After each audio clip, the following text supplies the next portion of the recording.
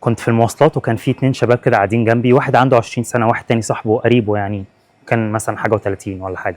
فالولد الشاب اللي عنده 20 سنة بيكلم صاحبه ده بيقول له: "أنا في بنت باحبها وعايز أتجوز بس أهلي معارضين." فصاحبه ده بيسأله أسئلة منطقية، بيقول له: "أنا عارف إن أنت عندك شقة باباك جابها لك ربنا يخليه لك، بس الشقة دي محتاجة توضيب، محتاجة عفش، هل أنت معاك الفلوس إن أنت تعمل كده؟" قال له: "لأ." قال له: "طب أنت لسه في الجامعة." تمام، تمام.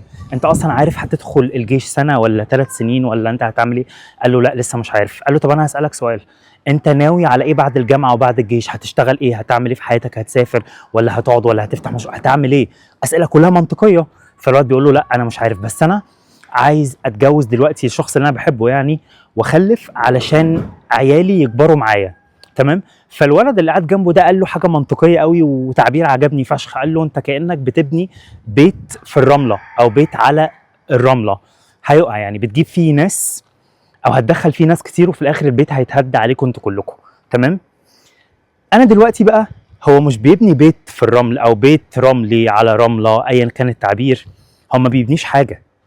هو ما بيبنيش حاجة، هو بيغامر بمستقبل أرواح. يعني أنت عايز تجيب ناس، ما حدش بقى يقعد يقول لي يا أيسر لأ أصل كله برزقه وكله مش عارف إيه، ربنا مع الناس كلها، بس الكونسبت ده أنا مش معاه تمامًا. تمام؟ أنت بتغامر، أنت مش بتغامر بمستقبلك بس، أنت ما عندكش خطة للنجاح، أنت هتفشل. أنت هتفشل يا حبيب قلب أخوك، هتفشل جامد. هتفشل جامد وهتجيب ناس تفشلها معاك، لأن أنت هتكون في بيئة فاشلة، أنت مش عارف أصلًا هتعمل إيه السنة الجاية. أنت أصلًا مستقبلك مش في إيدك يا حبيبي، أنت لسه في حاجات لازم تعملها قبل حتى أنت حتى ما بتفكرش أنت عايز تعمل إيه. يعني في حاجات لازم هتعملها زي مثلًا الجيش، دي حاجة ما عندكش فيها option هتعملها. طب بعد أنت أصلًا ما عندكش plan، ما عندكش خطة. أنت هتفشل وهتجيب ناس معاك تفشل. أنا شخص ما بيغامرش بنجاحه، مش بيغامر بمستقبله. بمعنى أنا دلوقتي حياتي كأنها شقة أو بيت، البيت ده حرفيًا بيولع. تمام؟ أعلّي فيه اللي هو أنا. في نفس الوقت أنا باحاول يعني أعمل الحريقة دي أو أخمد الحريقة. في نفس الوقت التاني أنا باحاول أبني بيت تاني في مكان تاني، في حاجة تكون بتاعتي أنا، أنا اللي بانيها من أول وجديد، تربة صالحة، حاجة أعرف أشوف فيها مستقبلي، ومش مستقبلي أنا بس، مستقبل كمان الجيل بعد كده اللي هييجي بعدي، اللي هو هيكون من صلبي.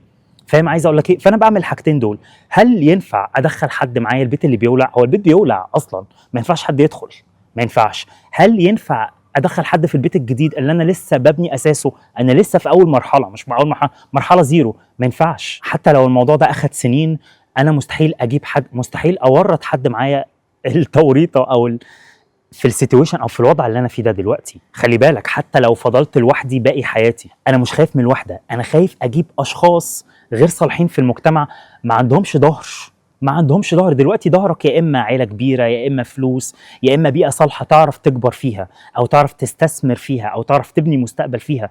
معاكش الحاجات دي، أنت كده بتجيب روح بتضيّعها، أنت كده بتجيب روح خلقها ربنا وتشوفها وتسيبها بقى بالصدفة. تنجح مثلًا، يكون مثلًا الولد والّا البنت موهوبين في رياضة، موهوبين في حاجة، ينجحوا مع نفسهم بالحظ. لكن لو ما عندهمش أي ضهر، مش هياخدوا على وشهم، هياخدوا على ضهرهم وهيقعوا، وأنت هتكون أنت السبب، أنت هتقع معاهم. وأنا كأيسر ما بافاصلش في مستقبلي، أنا هانجح، أنا عارف إني هانجح حتى لو أخد وقت طويل، حتى لو الأمور اتلعبكت، لأن هي بتتلعبك والأمور ما تبقاش ضابطة 100%، بس هانجح وهاحقق اللي أنا عايزه.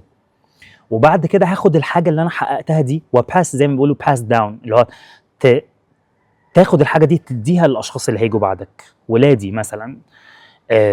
دي الحاجة أنا عايزهم عندهم ضهر، عايزهم يكونوا موجودين في بيئة صالحة، يعرفوا يكبروا فيها، يعرفوا يشتغلوا على مستقبلهم فيها، يعرفوا ينجحوا فيها. ممكن يكون عندهم كل ده والأمور ما تضبطش، ممكن، بس أنا أكون عملت اللي عليَّ، أكون عملت اللي ربنا جابني هنا الأرض علشان أعمله.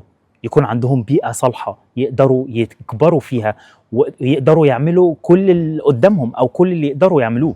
لكن مش هادخّل حد حياتي أو أجيب شخص، أجيب روح وأقول له بقى أنت بقى اتعامل مع نفسك بقى، تعالَ بقى يا عم إحنا الاتنين كده مكتئبين وإحنا الاتنين بقى معناش غير بعض، فتعالَ نمشي في الحياة ونشوفها.